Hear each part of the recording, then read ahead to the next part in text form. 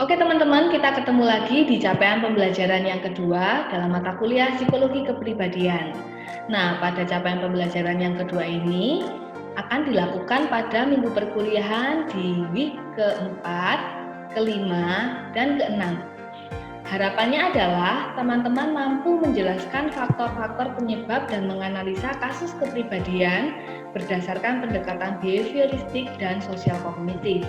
Apa itu behavioristik? Behavioristik merupakan pendekatan psikologi yang menekankan bahwa untuk mengkaji perilaku individu harus dilakukan terhadap aktivitas yang dapat diamati, bukan pada peristiwa hipotesis yang terjadi dalam diri individu.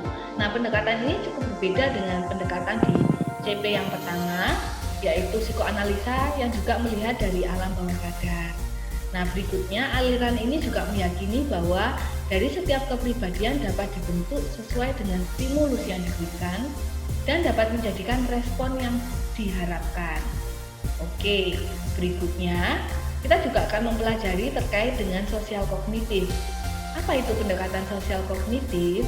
Pendekatan ini merupakan pendekatan psikologi yang menekankan pada proses kepribadian seseorang dibentuk dari hubungan timbal balik antara kognitif, perilaku, dan pengaruh lingkungan. Nah, ketiga hal ini adalah sebuah kesatuan yang tidak bisa dipisahkan satu sama lainnya. Sehingga dalam pendekatan kognitif ini menekankan antara hubungan timbal balik dari ketiga hal ini untuk membentuk sebuah kepribadian manusia. Siapa saja sih tokoh-tokoh yang akan kita pelajari? Di minggu keempat kita akan bertemu dengan Ivan Pavlov dan J.B. Watson. Ini merupakan tokoh dari pendekatan behavioristik. Kemudian di minggu kelima kita akan ketemu dengan B.F. Skinner, juga salah satu tokoh dari behavioristik. Dan kita akan belajar dari salah satu dari sosial kognitif, yaitu psikologi Gestalt. Di minggu ke-6 kita akan melanjutkan belajar dengan tokoh sosial kognitif, yaitu Bandura dan Lewin. Seminggu sebelum pembelajaran dimulai, para dosen akan memberikan materi dan kalau ada juga video. Teman-teman wajib untuk mempelajari terlebih dahulu sebelum perkuliahan dimulai. Kenapa? Karena kita akan memberikan kuis online di awal pertemuan dan kuis ini sifatnya individual ya teman-teman ya.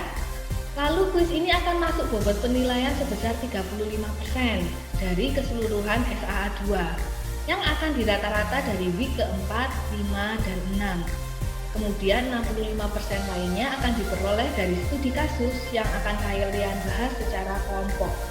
Nah, studi kasus ini tiap minggunya juga akan diberi feedback. Dan yang akan dikumpulkan untuk menjadi sisa nilai SAA 2 adalah salah satu studi kasus dari week keempat, 5, dan 6.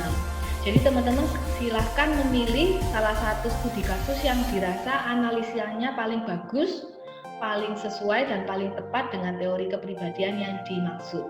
Seperti itu. Nah, jangan lupa akan ada peer assessment untuk menilai kinerja masing-masing individu. Jadi jangan ada yang santai-santai ya, karena kita akan membagi nilai secara rata dan adil sesuai dengan effort yang diberikan oleh masing-masing mahasiswa.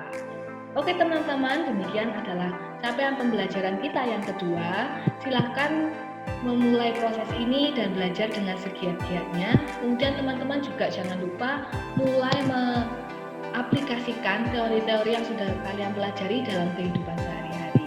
Oke teman-teman, see you!